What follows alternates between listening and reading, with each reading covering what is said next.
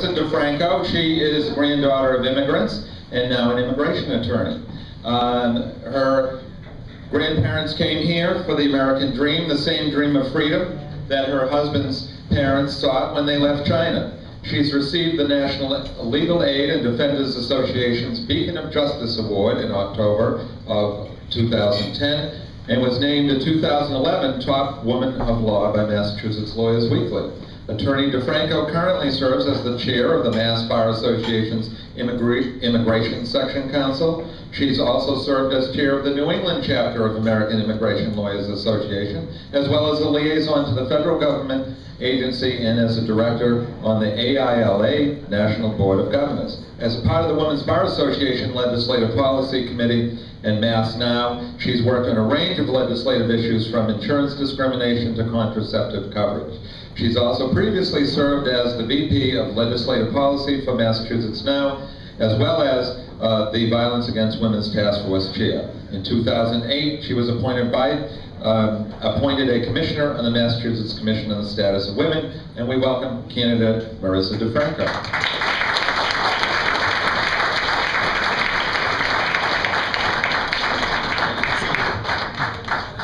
Hello.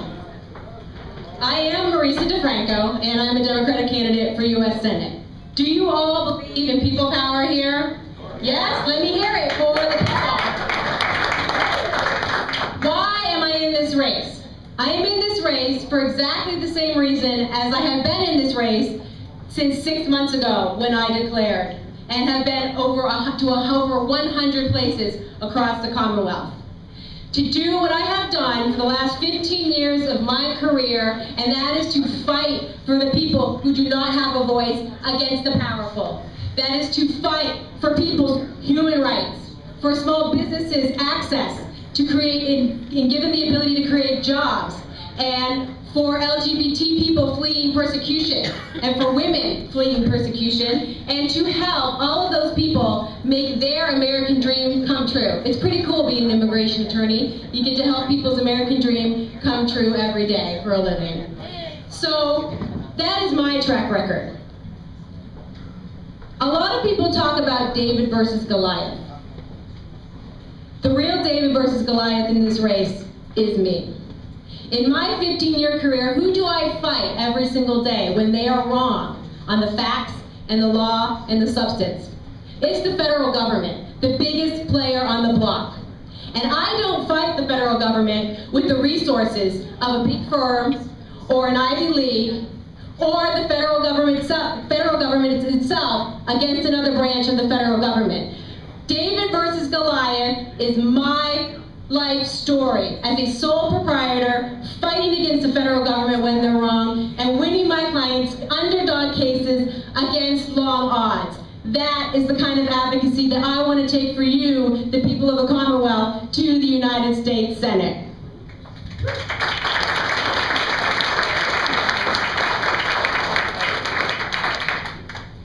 What the people want is a fighter.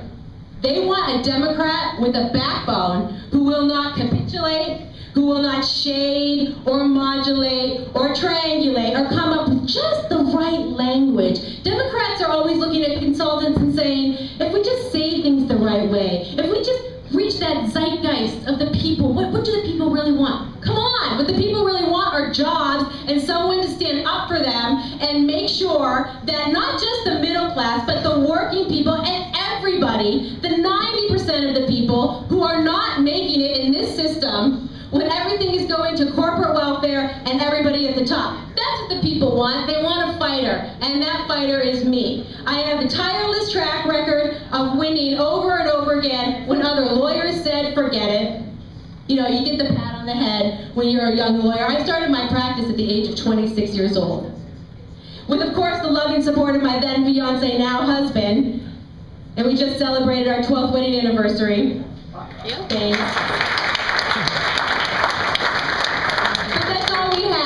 I did not have the connections of the savvy lawyer's world. I did not have the connections of money behind me. I had my grit and my wit and my wherewithal and my backbone to do what I believe in, which is to continue that American dream that my grandparents who came off the boat from Sicily with nothing. A lot of people talk about how their grandparents came with an 8th grade education or a high school education. I asked my dad, they didn't go to school in Sicily. You know what my dad said my grandfather had?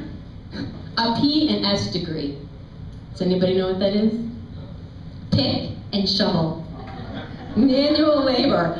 That's what my grandparents came here to do, and they worked hard, and my mother's grandparents came also from the north of Italy, and my grandfather was a good union man for 40 years at GE, the GE as we know it, and made a nice living for themselves.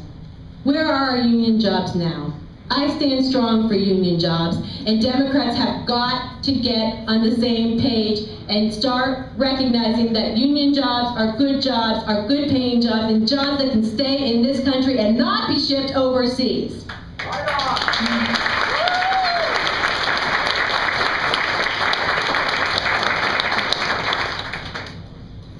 Finally,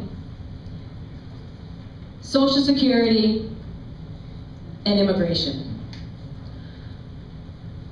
And Republicans throw that word around, entitlements, because they're trying to make people think that we're some bunch of children that just are coming up with our hand out and that we feel entitled to take Social Security benefits. It's called entitlements because we paid for it and we have earned it, and we are not going to back down on that. And comprehensive immigration reform. No one in this race knows more about this than I do. We haven't touched the law since 1965 in a real and meaningful way. The only way someone can come here is through a family member or a business. It's very limited, and what happens is large corporations exploit immigrants for their labor, and they pit them against the American worker, and the big corporations like it just fine that way. Don't let them fool you. They don't want immigration reform. They want the status quo because it helps their bottom line. But we are going to tackle it because a lot of people are sick of it, and they want to see a system that works, an orderly system where people can continue to come here and work and earn their way to the American dream. And you can't talk about immigration reform without talking about trade policy. No one else talks about this. NAFTA, as we know, was horrible for U.S. manufacturing jobs, right?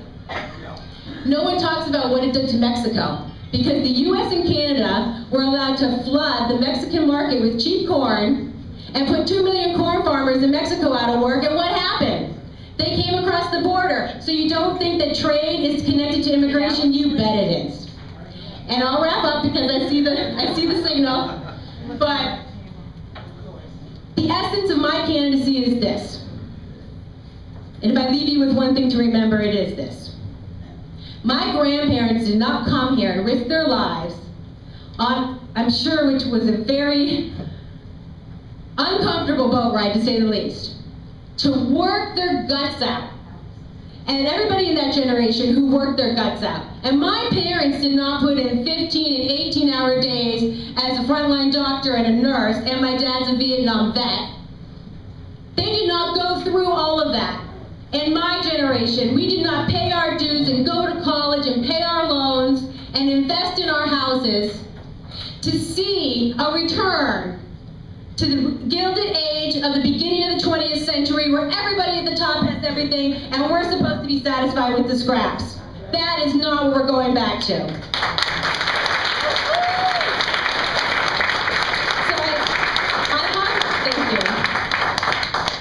So I humbly ask for your support, and I would love to work with each and every one of you. You can go to marisadefranco.com, or I'll be here, because I'm usually the last person to leave the room. Thank you very much.